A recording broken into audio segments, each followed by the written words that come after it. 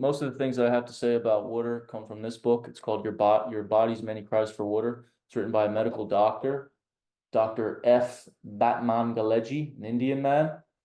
It's mostly anecdotal stories about his decades of practice as an MD, alleviating all manner of chronic illnesses, not by prescribing medicine, but by encouraging his patients to hydrate. And in his estimation, the average American is chronically dehydrated.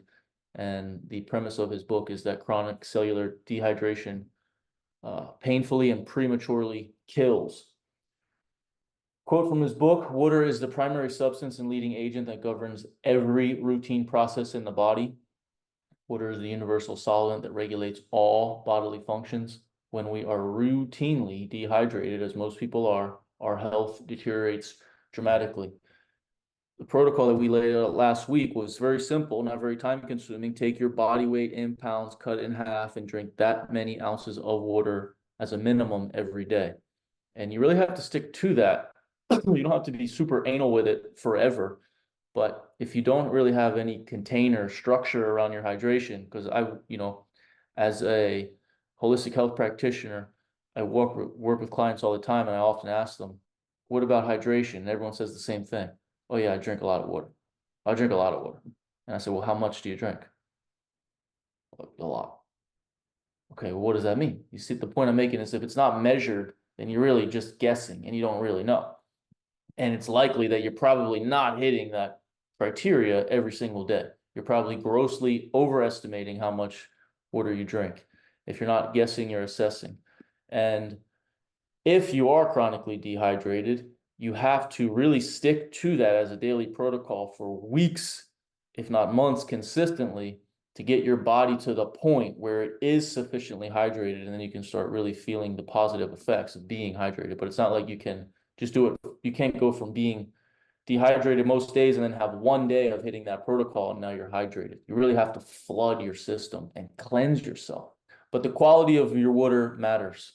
I don't want to make assumptions, but is anybody drinking tap water on this call? Tap water is rat poison. Tap water is not clean.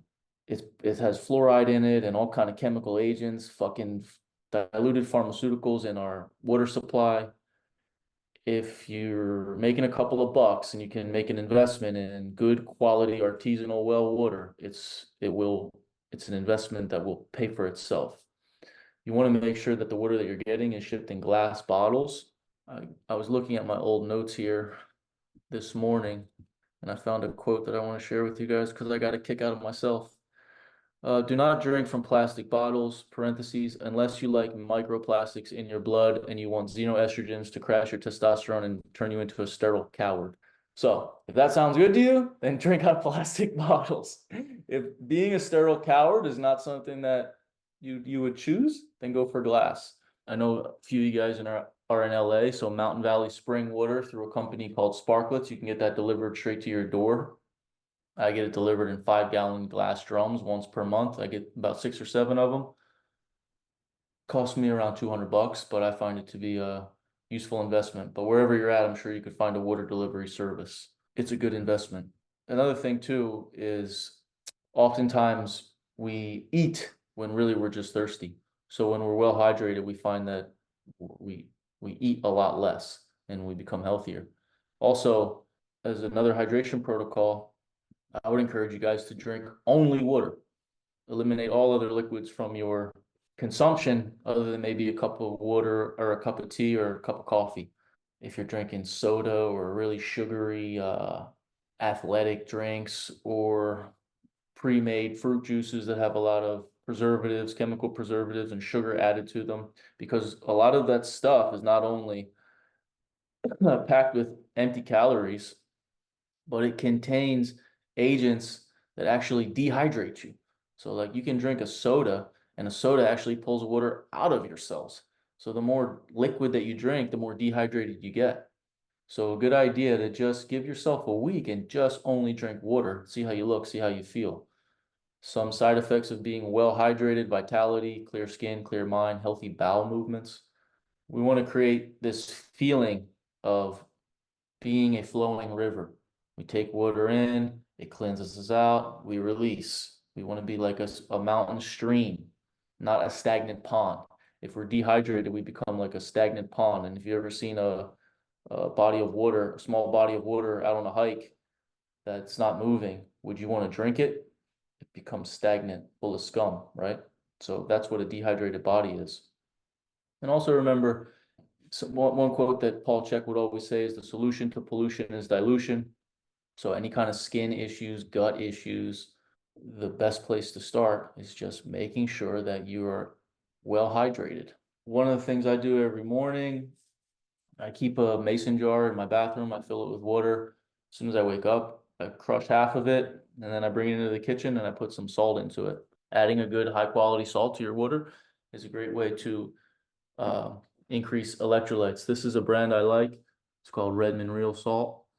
You could also use a Celtic sea salt or a pink Himalayan salt.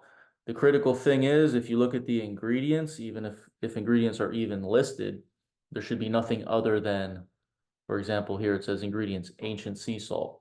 Table salt that you can get at restaurants contains aluminum and anti-caking agents so that the salt doesn't cluster.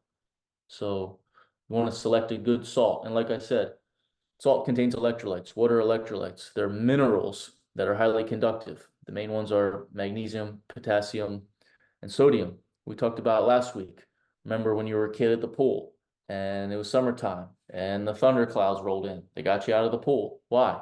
Because if lightning strikes that pool, everybody gets singed because water is highly conductive.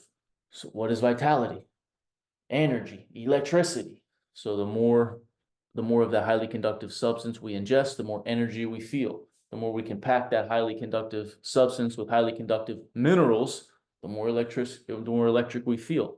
So all that to say, a pinch or two of salt in your water is a good idea. If you can taste the salt, you've added too much as a general rule. And so, yeah, we talked more about the actual how last week, which was simple. Just every morning, well, procure a container that is an approximation of your daily hydration protocol.